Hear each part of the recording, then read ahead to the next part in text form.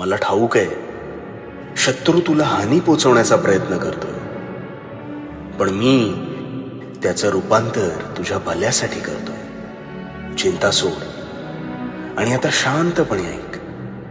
मनातील सर्व इच्छा या पूर्ण होतील.